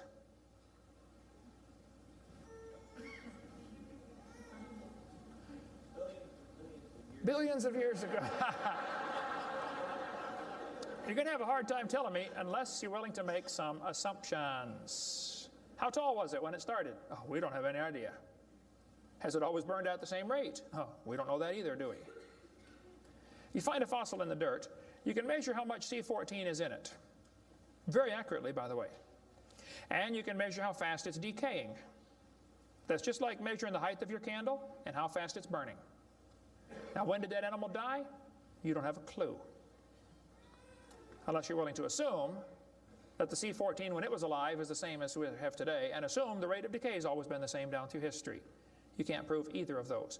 Living mollusk shells were carbon dated at 2,300 years old. Hello, they're still alive. Freshly killed seal carbon dated 1,300 years old. Shells from living snails carbon dated 27,000 years old. That's stupid. He's still alive, okay? I know snails are slow, but 27,000 years, he'd be dead, okay? One part of a mammoth is 29,000 years old, another part's 44,000. One part of Dima was 40,000 years old, another part was 26,000, and the wood next to it is 9,000. The lower leg of a mammoth is 15,000 years old, the skin is 21,000. 2 mammoths found side by side in Alaska, one is 16,000, one's 22,000. Which number is right? Living penguins carbon dated 8,000 years old. 11 human skeletons, the earliest known human remains in the Western Hemisphere, were dated by accelerator mass spectrometer. All 11 dated about 5,000 radiocarbon years. Lava from a 1801 Hawaiian lava flow was 1.6 million years old. Well, hello is not even 200. Another volcano erupted in Hawaii in 1959. When they dated the lava, it was 8.5 million years old. At least potassium argon dating for that, not carbon. Mount Etna in Sicily, I climbed Mount Etna when I was over there some time ago, erupted in 1972, 350,000 years old. Mount St. Helens built a new lava dome in 1982. They dated it, got numbers from 350,000 to 2.8 million. It's not even 20 years old. Here's what you ought to consider about carbon dating. Samples of known age, it doesn't work. If it's a sample of unknown age, it is assumed to work. That's stupid. In the last 2 years, an absolute date has been obtained for the Gandong beds above the Trinil beds. It has the very interesting value of 300,000 years, plus or minus 300,000 years. Boy, they nailed that one right on the head, didn't they? See, back in 1770, George Buffon said the Earth is 70,000 years old. 1905, the official age of the Earth was 2 billion. When they went to the moon, they said the Earth and the moon are 3.5 billion years old. 3.5 billion, dated with potassium-argon dating. Now they're telling the students it's 4.6 billion years old. Let's see, that means the Earth is getting older at the rate of 21 million years per year. That's 40 years per minute. Aging rapidly, folks. That's stupid, okay? All they do is add more time to make the theory look more reasonable. Long ago and far away. And when you prove it couldn't happen, they say, well, it was longer ago and farther away. Then they're going to tell the students one of the evidences for evolution is embryology. Now, there aren't too many things about this whole theory that make me angrier than this, so I'm going to try to stay calm and cool and collected while we discuss this. Ernst Haeckel, an embryology professor at the University of Jena in Germany, loved evolution theory. When Darwin's book came out, Ernst Haeckel read that book the next year and said, wow, this is a great theory. All we need now is some evidence. 9 years later, they still had no evidence. So Ernst Haeckel decided to help Charlie out. He was an embryology professor, the study of animals before they're born, you know, the different embryos of all these different animals. He made drawings that were fake to make them look alike. The students are taught we have evidence from development. I don't think so. The similarity between early stages in development of many different animals helped convince Darwin that all forms of life shared common ancestors. Actually, Darwin considered this by far the strongest single class of evidence in favor, a class of facts in favor of his theory. This is stupid, folks. I'll show you. This textbook says, the human embryo growing in the mother has gills like a fish. Those little folds of skin are not gills, okay? Excuse me. Those little wrinkles under your chin when you're growing up later develop into bones in the ear and glands in the throat. They never have anything to do with breathing. I've seen folks that have 5 or 6 chins and they can't breathe through any of them but the top one. Those are not gill slits. Ernst Haeckel, though, said the turning point in his thinking was when he read Darwin's book, 1860. Haeckel took a drawing of a dog and a human embryo and he changed them to make them look exactly alike. His fake drawings looked almost identical. On top are the real drawings, underneath are Haeckel's fake drawings. He lied, folks, intentionally. He made huge charts of his posters of his drawings of these embryos and traveled all over Germany and just about by himself converted the Germans to believing in evolution. Which later led to the obvious question, well, if evolution is true, then maybe one of the races of people has developed farther than the rest. Which, by the way, is a subtitle to Charlie Darwin's book. You can look at it for yourself. The Origin of Species by Means of Natural Selection, or the Preservation of Favored Races in the Struggle for Life. See, Darwin was a racist. We cover lots more on that on video number 5. That one is politically incorrect. You don't want to watch that one, trust me. On top are Haeckel's fake drawings. Underneath are actual photographs of what he claimed he was drawing a picture of. Now, either he's a lousy artist or he's a liar.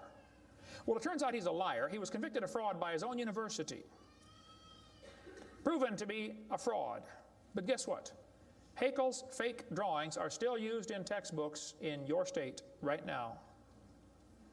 Here's a textbook used at the University of West Florida, in the middle of the Bible Belt. It's only been proven wrong 125 years ago. I know it takes a while to get textbooks up to date, but that ought to be plenty of time. That's stupid. Those are not gill slits on the embryo. Here's an Irish textbook. I was just there a few months ago. It says the embryo has gill slits. That's baloney. This one says the embryo has gills. Glencoe Biology says they have gills. Proven wrong 125 years ago. This biology textbook says the human embryo has gills. Here's this Tim Barra writing his book on the myth of creationism. And he mentions the gills are evidence for evolution. You're only 115 years behind, Tim. Miller's still teaching it 125 years after it was proven wrong. I debated Miller on the radio on a St. Louis radio station one time. There's a college textbook still teaching the kids the embryo has gills. This one says it shows the kids a 5 to 6 week embryo, but it says by 7 months the fetus looks from the outside like a tiny normal baby, but it's not. It's not a baby at 7 months. Excuse me? A whole bunch of kids born at 5.5 months survive. 34%. That's stupid to say it's not a baby at 7 months development. Maybe you heard about the woman that had surgery on her baby before it was born.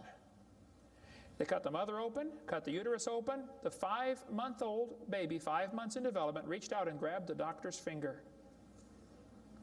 It's not a baby, huh? If it's not a human being, what kind of being is it? If it's not alive, why is it growing? Why do they keep that in the textbooks? Well, that's the only way to justify abortion. They want you to think it's not a human yet. Just a fish with gills. No, it's a human the instant it's conceived. And abortion is murder. Plain and simple. We cover lots more on that on my videotape number 4. You don't want to watch that one either. Then they're going to tell the kids, we've got evidence for evolution because dinosaurs turned to birds. This is stupid. This guy says, dinosaurs are alive as birds. Well, kids, in case you don't know, there are a few differences between a dinosaur and a bird. You don't just put a few feathers on them and say, come on, man, give it a try. It won't hurt too bad. That's stupid, okay? Dinosaurs did not turn to birds, okay? Somewhere along the line, while his front legs are developing into wings, they're going to be half leg, half wing, which means he can't run and he can't fly yet. He's going to have a hard time, isn't he? No, dinosaurs did not turn into birds. That is stupid, okay? They say, we've got proof that they did. Archaeopteryx, which means ancient wing. That's supposed to be evidence for evolution. It's in just about every textbook I've seen dealing with this topic. Archaeopteryx is supposed to be evidence. Here's a 1999 textbook. Now, Archaeopteryx was proven to be a fraud in 1986. So this author is 13 years behind the time. Archaeopteryx means ancient wing. They're going to say, see, boys and girls, he's got claws on his wings. Yeah, so? 12 birds today have claws on their wings. The ostrich does, the Watson does, Turako does, ibis does. So what? It's kind of unusual, but 12 birds have it. They're going to say, well, he's got teeth in his beak. That proves he's got a reptilian feature. Well, now, wait a minute. Some reptiles have teeth, some don't. Some mammals have teeth, some don't. Some fish have teeth, some don't. Some of you have teeth, some don't. Okay? That doesn't prove a thing, all right?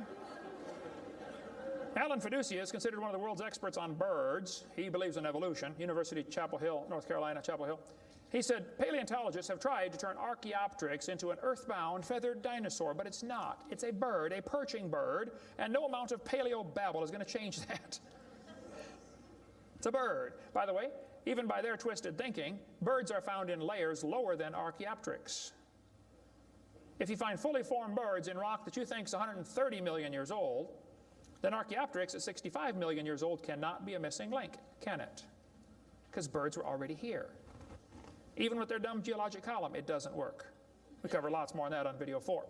They say bird feathers evolved from scales. Well, that's stupid. In the first place, they come from different genes on the chromosome, okay? Developed totally different. A scale is a hard wrinkle in the skin. They attach to the skin very differently. Feathers are incredibly complex, folks. Unbelievably complicated. They're both made from the same protein, keratin, and that's where the similarity stops. So what? Battleships and forks are both made of iron. Doesn't prove they both evolved from a tin can.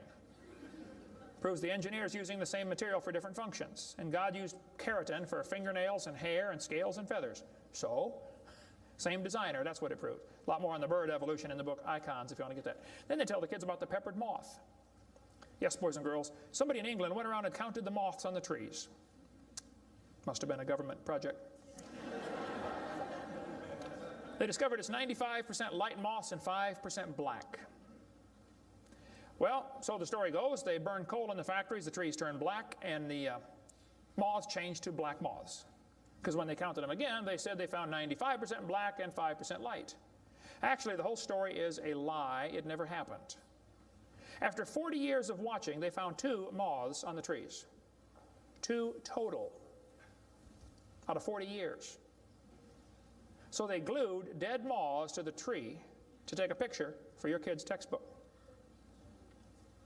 Then he wanted to get a picture of a bird eating a moth, so he put some moths in the refrigerator to calm them down, so they got nearly frozen. Then he put them on the tree, and they couldn't even hang on to the tree, so he warmed them up on the hood of his car. Put them out there on the tree and the moth is staggering around trying to warm up, and a bird ate one. He got a picture. Wow, proof of evolution. It's a lie. Didn't happen. Even if it were true, dark moths and light moths were there at the beginning, and dark moths and light moths were there at the end. The ratio of population might have shifted, but the story wasn't true. So, doesn't prove anything. That's stupid. That's not evidence for evolution. They tell the kids, we've got vestigial structures. Now, a vestigial structure is something you don't need anymore. They'll say, boys and girls, you have an appendix that you don't need anymore. That's a vestigial structure. That's proof of evolution. Well, excuse me, you do need your appendix, okay? That is stupid. The appendix is part of your immune system. If your appendix is taken out, you can still live, okay? But it increases your susceptibility to quite a few diseases. You could live without both your legs and both your arms and both your eyes also. That doesn't prove you don't need them. Does it? There are no vestigial organs. And even if there were, that would be the opposite of evolution. That's losing, not gaining. This textbook says, boys and girls, whales, and many organisms here, like a whale, retain traces of their evolutionary history. For example, the whale retains pelvic and leg bones as useless vestiges. I'm sorry, that's not true. This one says, just imagine whales walking around. It's true. These little bones right there is what they're talking about. Just imagine him walking around. I can see it now, can't you? All you need is a good imagination and some LSD, and you'll be able to see that whale walking in real life. This textbook says, the whale's pelvis is evidence of its evolution from four-legged, land-dwelling mammals. Well, that is stupid, okay? Those bones in the whale's abdomen are essential to hold muscles that support the reproductive system. Without those bones and those special muscles, the whales cannot reproduce. This has nothing to do with walking on land. It has to do with getting more baby whales. So the author that wrote this is either ignorant of his whale anatomy and should not be writing a book about it, or he's a liar trying to push a theory off on our kids. Here this one says, whales once lived on land.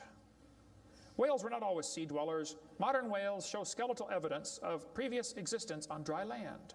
Buried deep in a whale's hip muscles are two small bones, all that is left of the whale's pelvis and hind legs. That's stupid. The male and female bones are very different on whales. Check your whale anatomy and tear that page out of your book. Has no business being in there. This textbook says, humans have a tailbone at the end of the spine that is of no apparent use. I was debating a guy in North Alabama. He was the president of the North Alabama Atheist Association or something like that. He got up and he said, folks, we've got evidence for evolution. Humans have a tailbone they no longer need. When it was my turn, I got up and I said, Mr. Patterson, I taught biology and anatomy. I happen to know there are 9 little muscles that attach to the tailbone, without which you cannot perform some very valuable functions. I will not tell you what they all are, but go read your Gray's Anatomy and you can figure it out. I said, however, Mr. Patterson, if you think the tailbone is vestigial, I, Kent Hovind, will pay right now to have yours removed. Bend over.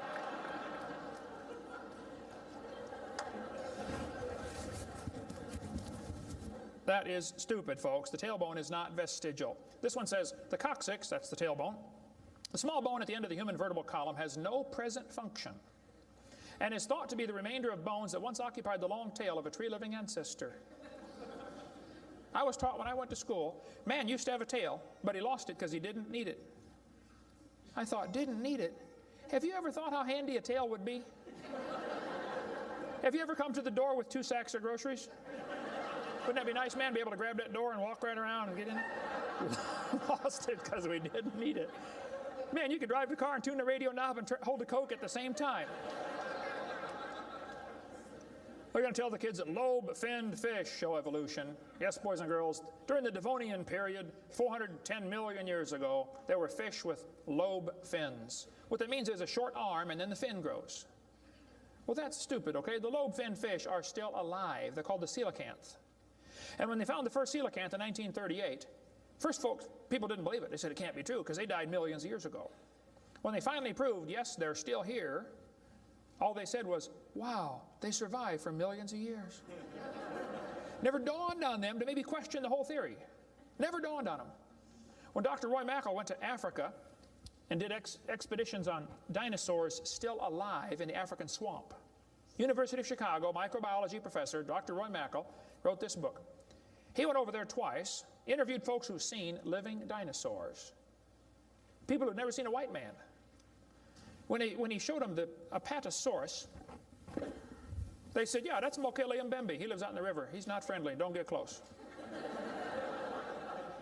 Dr. Mackal said, fellas, that's a dinosaur. They've been dead for 70 million years. The natives said, well, we're sorry. We didn't know about that.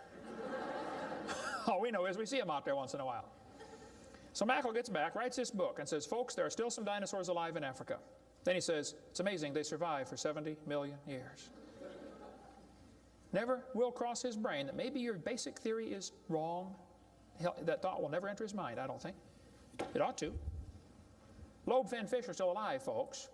They tell them trilobites are good index fossils for rock that is 600 million years old. Well, that's stupid, okay? There's a human shoe print where a guy stepped on and squashed a trilobite. How could a human step on a trilobite? If they're 500 million years ago. One guy said, maybe aliens visited the planet and stepped on a trilobite. Trilobite had the most sophisticated eye ever found in nature.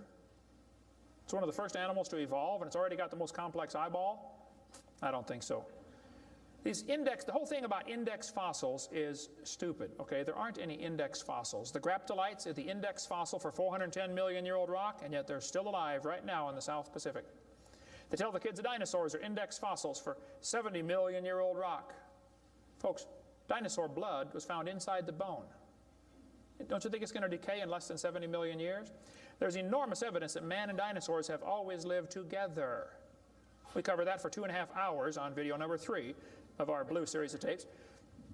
Gene Thomas, missionary friend of mine, was in the Congo swamp for 42 years as a missionary. He said, I had 2 pygmies in my church that killed and ate one. Yes, dinosaurs are still alive. California, 1925, this thing washed up on the beach called California's Nessie. Laid there on the beach and rotted away. Here's a guy behind it with a rifle. In the front you can see the critter's head, neck going off to the right.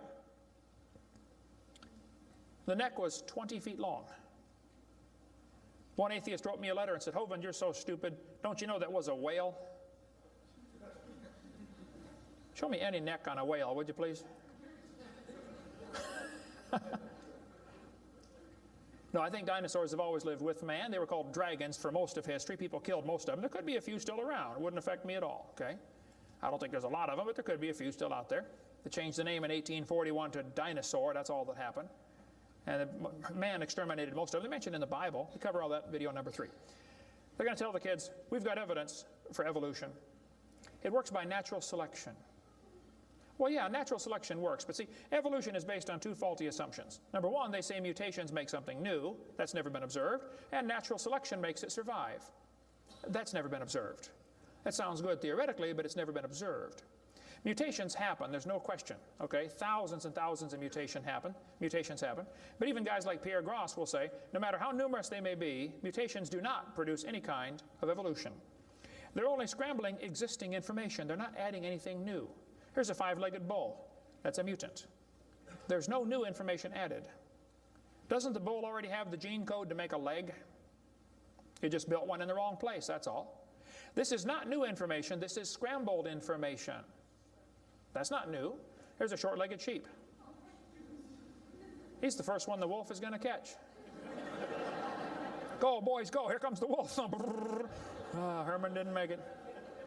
Here's a 2-headed turtle. That's a mutant. Not ninja, but he's mutant. He's going to freeze first winter.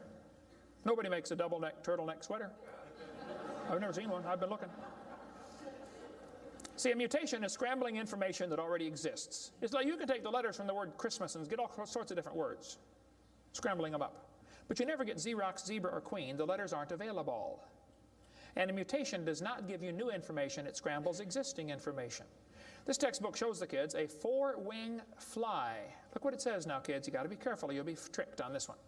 Normal fruit flies have 2 wings. This mutant has 4. This rare mutation, like most mutations, is harmful. Look what it says. Beneficial mutations are the raw material for natural selection. Well, Why didn't they show us one? Why did they show us an example of a bad mutation and tell us that good ones is how it works? Show me a good one. You know why nobody's ever shown a good mutation?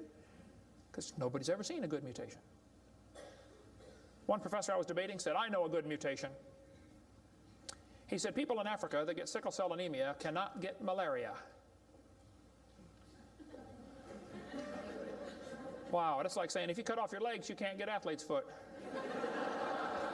Yeah, you're probably right, but that's not a beneficial mutation. They tell them evolution and natural selection go together.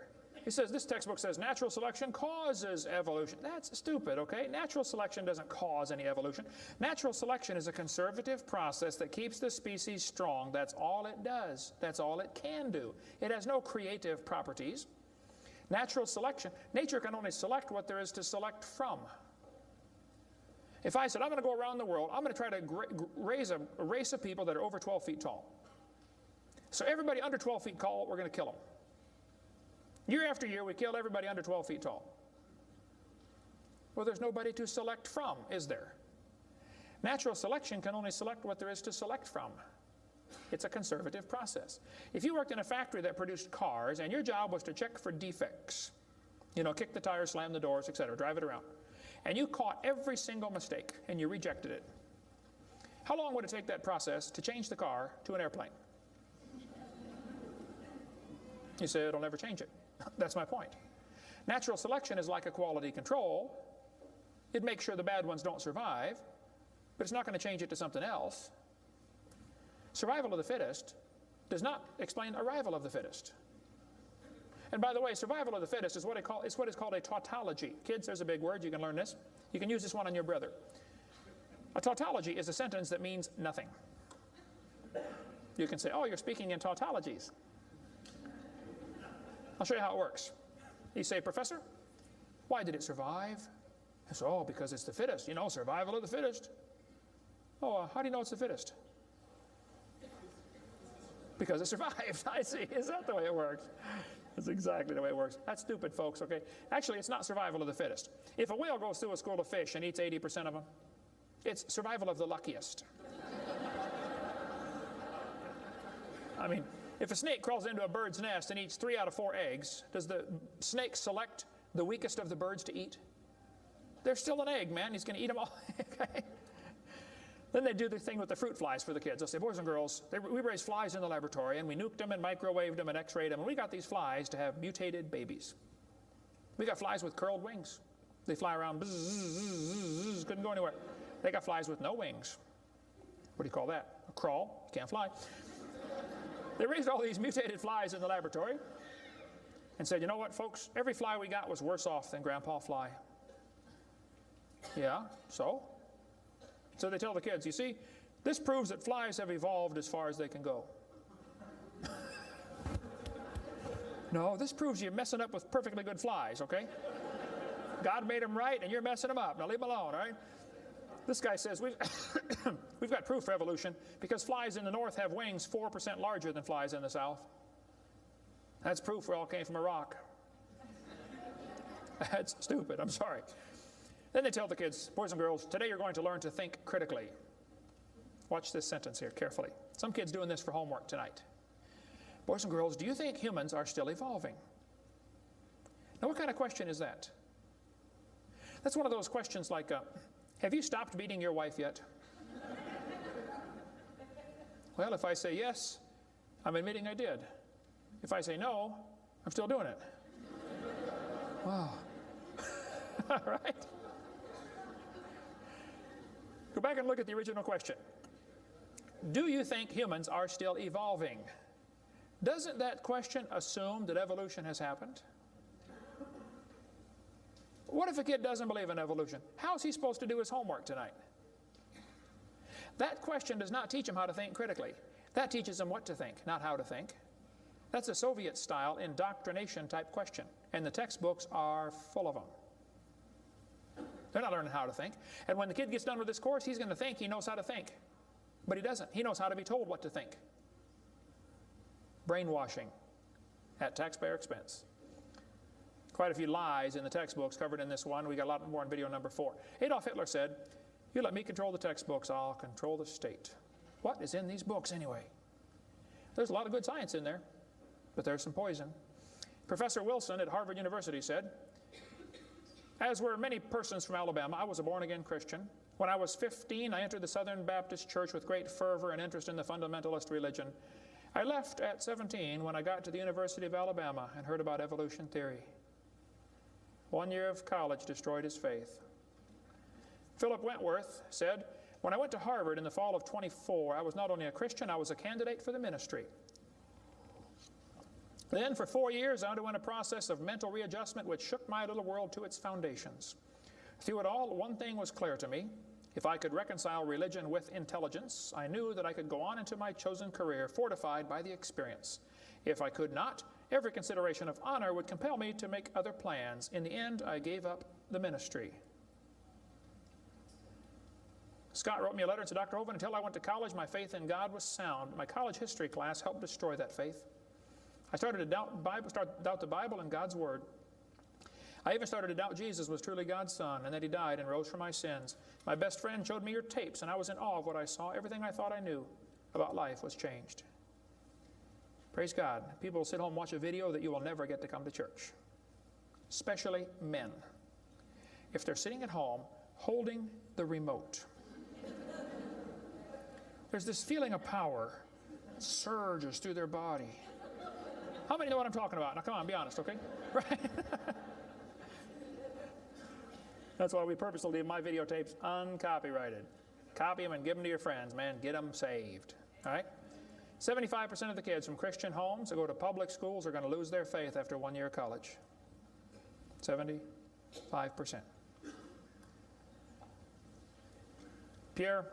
Professor Bonar said, "Evolution is a fairy tale for grown-ups. The theory has helped nothing in the progress of science. It is useless." Malcolm Muggeridge said, "I am convinced the theory of evolution, especially the extent to which it's been applied, will be one of the great jokes in the history books of the future." It's a joke. And it would be a joke if it weren't for the tragic results. How many kids are taught this thing every day and believe it, and it destroys their faith? Adolf Hitler was a strong believer in evolution. He thought the Jews were an inferior species and needed to be eliminated for the good of humanity. Joseph Stalin was an evolutionist. Trotsky was an evolutionist. Pol Pot from Cambodia was a strong believer in evolution. We covered lots more on that in video number 5. Scientists who go about teaching that evolution is a fact of life are great con men. The story they are telling may be the greatest hoax ever. In explaining evolution, we do not have one iota of fact. Evolution is a shell game. You ever seen those shell games where they put the pea down there and they put the 3 shells on it and the guy tries to get you confused, you know, he messes them around? Evolution is like a shell game. If you ask the biologist, where's the best evidence for evolution? He'll say, oh, it's in geology. I debated Dr. Pigliucci. It's debate number 12, I think, of my series out there, of the red series of tapes. Those are debates. I said, Dr. Pigliucci, you have gotten $650,000 in grant money to study evolution of plants. You've been teaching a course on the evolution of plants for 30 years. What is the best evidence of evolution you're aware of?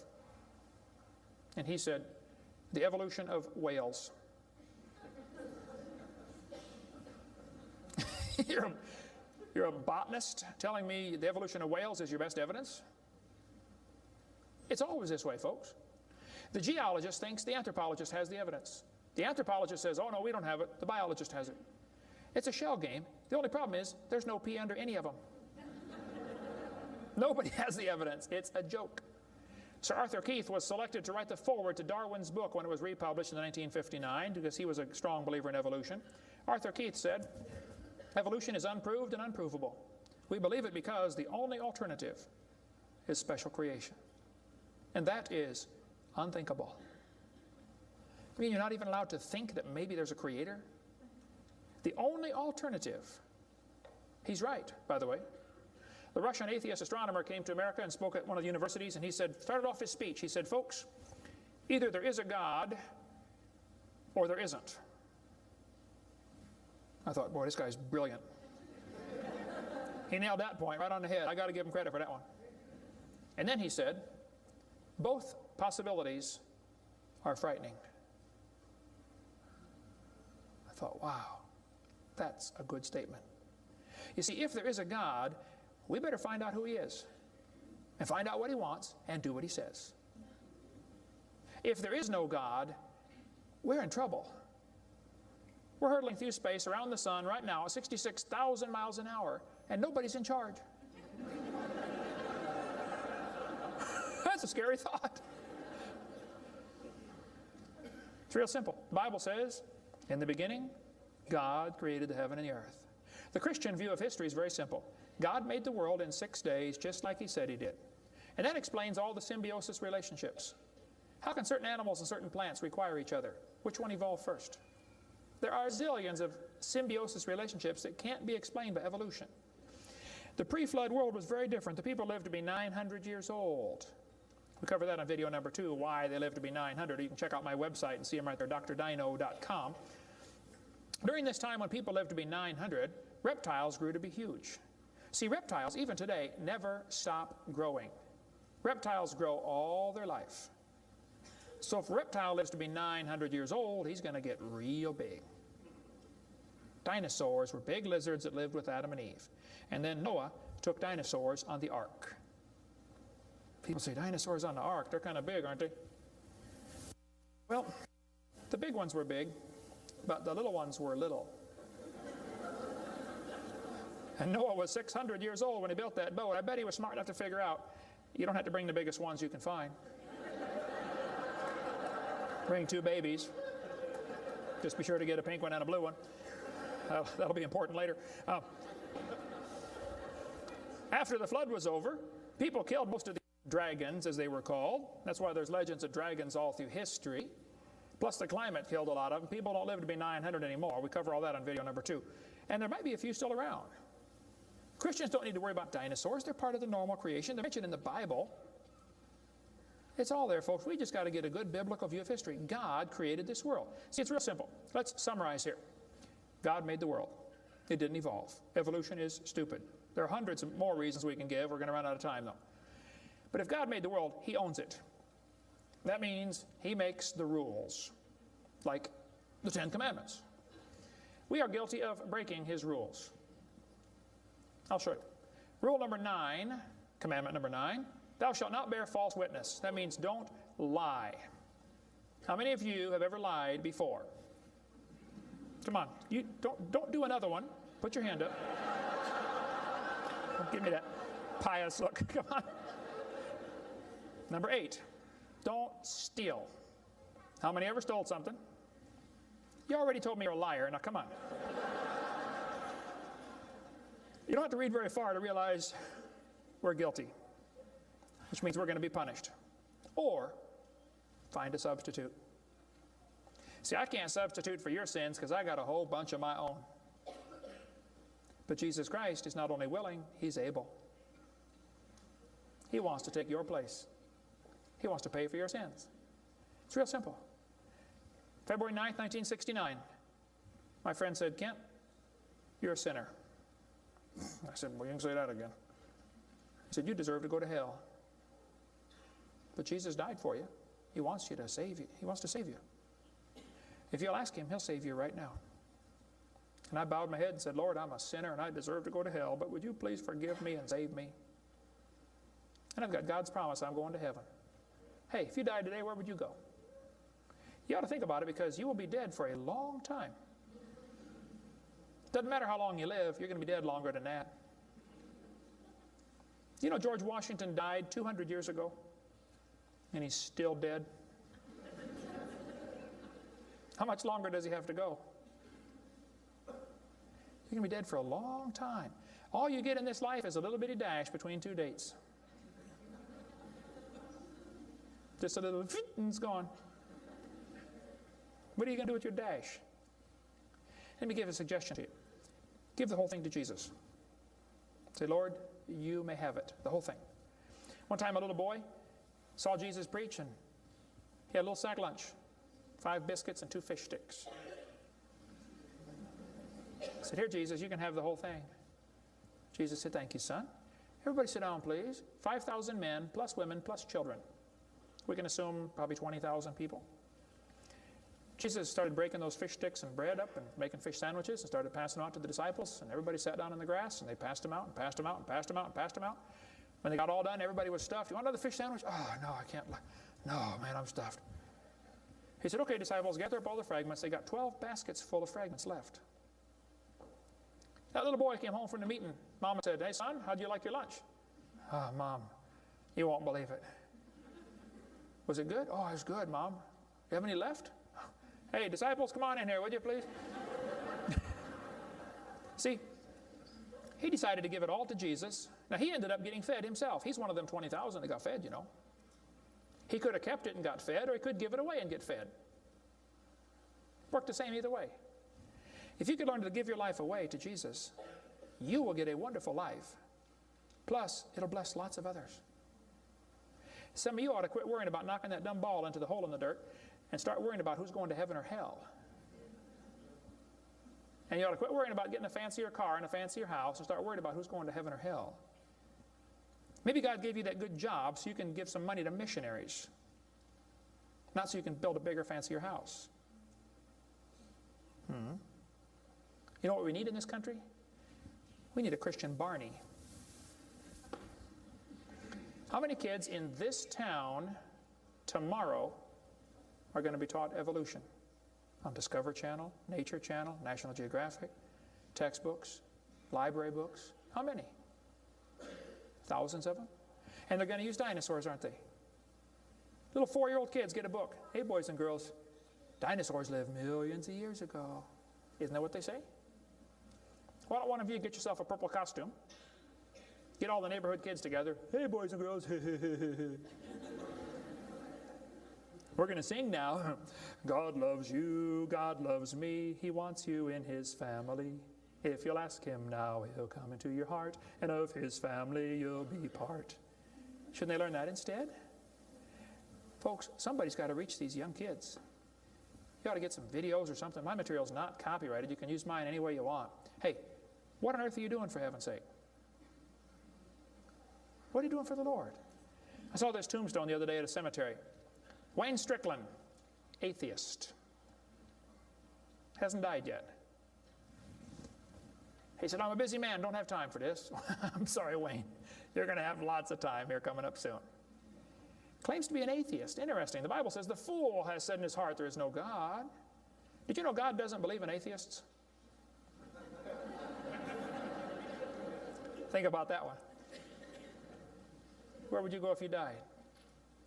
Now, if you're not sure you're going to heaven, you ought to give your heart to the Lord and get saved. If you are saved, you ought to find something to do for the Lord. If you want to get any of my video materials, they're not copyrighted. You can get a 15-hour seminar on creation, which lots of material on stuff, on creation, evolution, dinosaurs. Get some of the debates or the red tapes or the miscellaneous topical series. We want to strengthen your faith in the Word of God. If you're here tonight and you're not saved, or if you're watching this video and you're not saved, give me a call. I'll be glad to help you meet the Lord. Our website is drdino.com. Phone number in Pensacola, Florida, 850-479-DINO. We like dinosaurs around there. If you come through Pensacola, stop and visit Dinosaur Adventureland. If you get a chance to go on the cruise, we'd love to have you come on the cruise, and we'll talk more about dinosaurs and creation and evolution. Thank you so much for joining us tonight.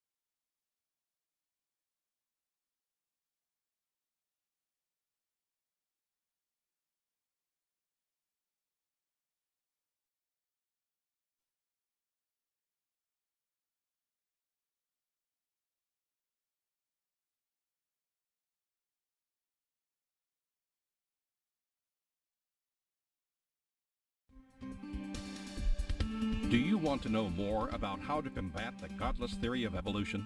Creation Science Evangelism offers 4 great tools that help strengthen the faith of believers and win the lost to Christ. After 15 years of teaching high school science, Dr. Hovind began Creation Science Evangelism in 1989. We are a ministry that is dedicated to providing tools which will help you combat the evolution philosophy that is destroying the faith of millions every year. The first tool Creation Science offers is their powerful, life-changing video series. Over the last 12 years, well over 1 million videotapes of Dr. Hovind's seminar have circled the globe. They are reaping a harvest of souls for the kingdom of Christ, as well as helping restore the faith of many thousands confused by the evolution propaganda to which they've been subjected. These videos are available in English, Russian, French, Spanish, Japanese, and sign language. The Age of the Earth, first of the 7-part series, teaches that God created the universe about 6,000 years ago in 6 literal days. Could this be true? Can it be scientifically proven that the Earth is not billions of years old? This tape gives solid scientific evidence that the Earth is young and that the Bible is scientifically accurate. How did the environment of the original creation differ from ours today? And how would this allow men to live over 900 years? Can Christians have a good explanation for the existence of dinosaurs? Could some dinosaurs still be alive today? These and many more questions are covered in the 2nd and 3rd part of the series. Evolution has permeated public school textbooks with false and fraudulent information. This video exposes nearly 30 lies commonly found in textbooks. Every public school student, teacher, and school board member needs to watch part 4 of this series. Find out if you have been lied to in your textbooks.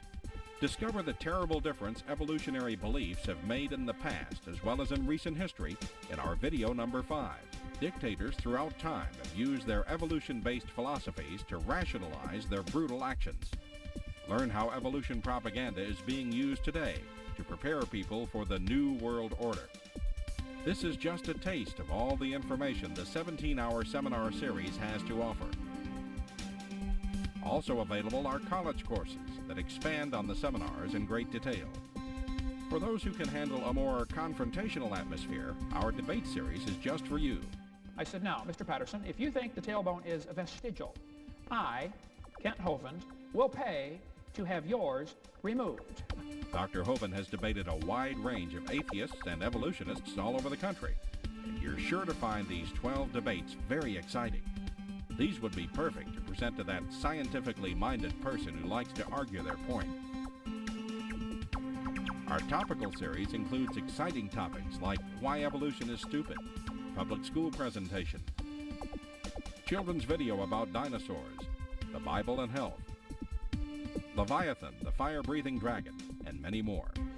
Creation Science also offers a variety of visuals like the longevity chart, which presents the entire lineage of Adam to Joseph as given in Genesis. It's exciting to see exactly how many generations were alive at the same time. Hundreds of books on a variety of subjects, videos on incredible creatures that defy evolution, t-shirts, fossils, and more. Make Creation Science Evangelism the one-stop shopping center for your creation material needs. Our 2 websites, www.drdino.com and www.dinosauradventureland.com, provide our second tool for evangelism. drdino.com is packed with lots of information, from charts and graphs to articles and frequently asked questions. This is also where you will find more information on all of the products CSE has to offer. DinosaurAdventureland.com is great for the kids. They can play lots of fun games and see unusual rides and activities located at Dinosaur Adventureland in Pensacola, Florida. Thousands visit our sites regularly to gain insight into God's creation. The third tool available to you is the live seminars conducted by Dr. Hovind and his son Eric. Since 1989, Dr. Hovind has held seminars and debates in hundreds of churches, schools, and universities in 49 states and 30 foreign countries. His fast-paced, illustrated seminars cover diverse topics, such as evidence for a young Earth, how long Adam lived, dinosaurs living with man, where races came from, radiometric dating, and much more. Our fourth tool is the new, exciting Dinosaur Adventureland. Many thousands have come from all across America to visit our museum, creation bookstore, science center, and theme park. where God gets the glory for science. Our unusual swings, rides, and activities each have a science lesson as well as a spiritual lesson. Captivate everyone from age 4 to 94.